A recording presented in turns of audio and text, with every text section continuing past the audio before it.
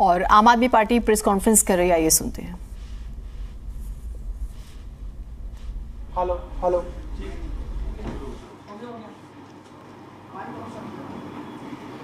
शुरू करें? जी हाँ। नहीं, आप सबको इस बात की जानकारी है कि 11 मई 2023 को सुप्रीम कोर्ट की 5 जजों की संवैधानिक पीठ ने यूनानिमस यानी कि 5 जजों ने एक साथ फैसला दिया कि दिल्ली के अंदर जो सर्विसेज है यानी कि तबादले, ट्रांसफ़र, पोस्टिंग, विजिलेंस, ये विभाग चुनी हुई सरकार के अंतर्गत हैं। ये विभाग केंद्र सरकार या एलजी साहब के अधीन नहीं है और बहुत ही अनएम्बिगुअस, बहुत ही क्लियर डिसीजन आया। और 11 तारीख को ही मुख्यमंत्री जी ने कहा कि हमें दिल्ली सरकार के अंदर बड़े फेरबदल करने हैं। जो अफसर लोगों के काम को रोकते थे, चाहे बुजुर्गों की पेंशन कई महीने तक रोकने की वाली बात हो, अस्पतालों के अंदर गरीब मरीजों को परेशान करने का मामला हो, मोहल्ला क्लिनिक्स के अंदर दवाइयाँ, टेस्ट और डॉक्टर्स के जो रेन्यूमरेशन को जानबूझ के रोकने का मामला हो, इस तरीके के अफसरों को जिन्होंने जनता को परेशान करने का काम किया, उन लोगों को ऐसे पदों से हटाकर अच्छे अफसरों को उन पदों पर लाया जाएगा। 11 तारीख को मुख्यमंत्री जी ने ये कहा। 11 तारीख को चुनी हुई सरकार की तरफ से ये आदेश दिया गया कि अफसरों को बदलने से पहले सबसे पहले आपको उस अफसर को बदलना है जिसका काम है अफसरों को बदलने के ऑर्डर देना, यानी कि सर्विसेज सेक्रेटरी को बदलना, ताकि चुनी हुई सरकार जल्द से जल्द अपने ऑर्डर्स को लागू करा सके। 11 तारीख को सर्विसेज सेक्रेटरी को कहा गया और 11 तारीख को वो बिना बताए गायब हो गए। कई दिनों तक गायब रहे, शो कॉज नोटिस दिया गया, फ़ोन ऑफ रखा, घर पे चिट्ठी भिजवाई गई, चिट्ठी नहीं ली, और फिर वो सर्विसेज सेक्रेटरी वापस आए और फिर भी कई दिनों तक डिले करने के बाद अंततः 17 तारीख को फाइल एलजी साहब के पास चली गई। अब 17 के बाद 18 आ गई और आज 19 है।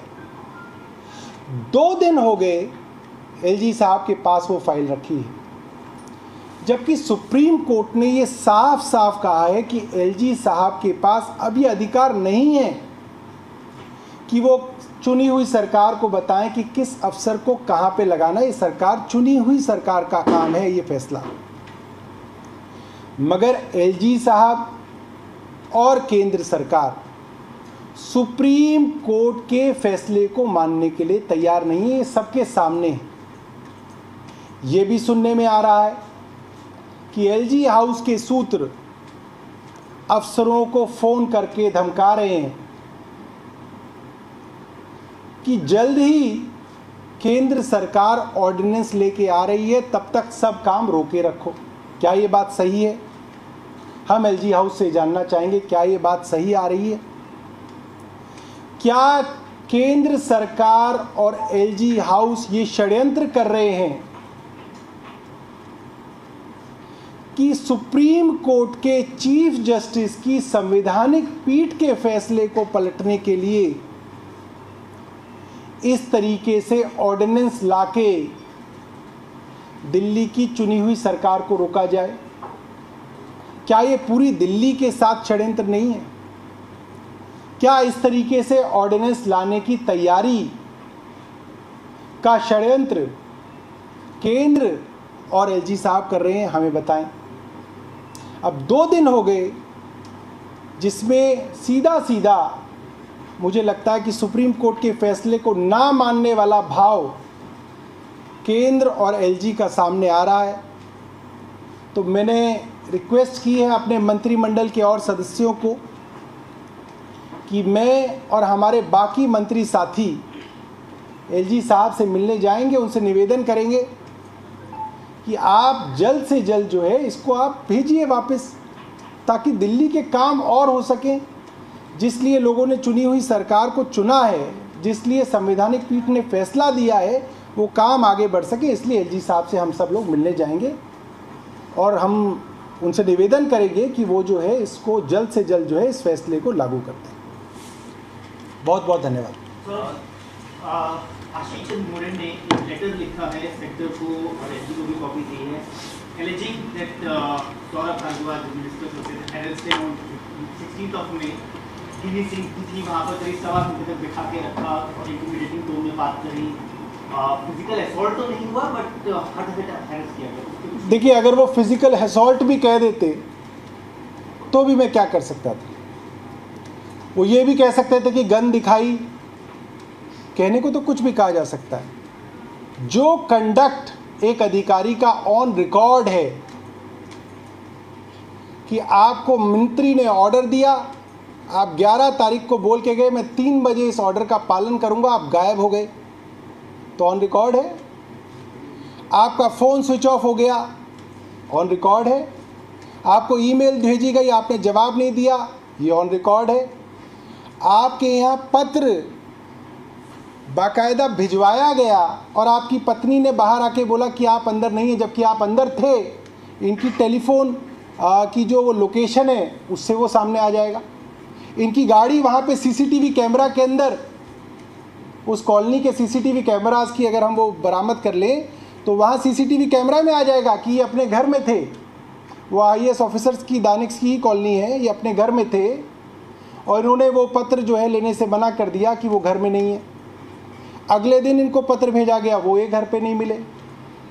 इनको व्हाट्सएप किए गए, वो नहीं आया। ये तो सब रिकॉर्ड पे है। और अब व्हाट्सएप, अब वो सारी की सारी चीज़ें जो है रिकॉर्ड पे हैं। अब इनको शो कॉज नोटिस भेजा गया है, तो जाहिर सी बात है अब एक्शन जो है कई अधिकारियों पे होने वाला है, तो कई सारी बातें आ सकती है, कुछ भी बोला जा सकता है।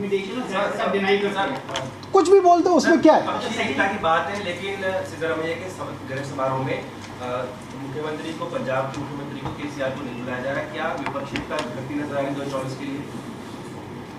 अब इसके अंदर क्या है, तो कोई बुलाता है कोई नहीं बुलाता, उसमें क्या है। सौरभ जी, एक सवाल है, नई संसद का उद्घाटन किया जाएगा और वीर सावरकर की जयंती वाले दिन किया जा रहा है। इस पर तमाम राजनीतिक दल अपनी बात कर रहे हैं।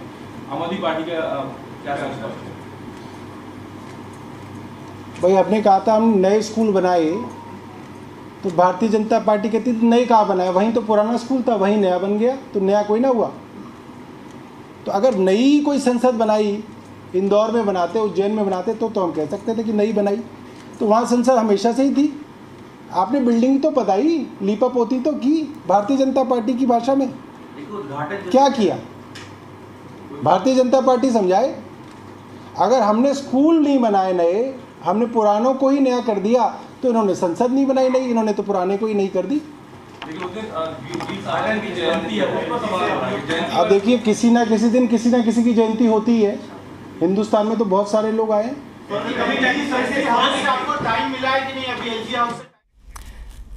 तो सौरभ भारद्वाज को आप सुन रहे थे और ये बहुत बड़ी खबर है। वैसे खबर ये बड़ी है कि ऑर्डिनेंस की बात की है उन्होंने और कहा है कि एलजी ऑफिस के सोर्सेज ये कह रहे हैं। ये जिक्र करते हुए उन्होंने ये बात कही है कि अधिकारियों को तो फोन जाने लगे हैं। कहा गया है कि अभी तुम कामकाज बिल्कुल ठप कर दो, रोक दो। केंद्र नया ऑर्डिनेंस लाने वाली है, क्योंकि आप जानते हैं ऑर्डिनेंस के जरिए पिछली बार जो कानून आया था जिसमें एलजी को शक्तियां दी गई थी, दरअसल वो अभी वापस नहीं लिया गया है। तो ये भविष्य में ना हो जाए, इसी का जिक्र वो यहाँ पर करते हुए नजर आ रहे थे सौरभ भारद्वाज, सर्विसेज विभाग के मंत्री।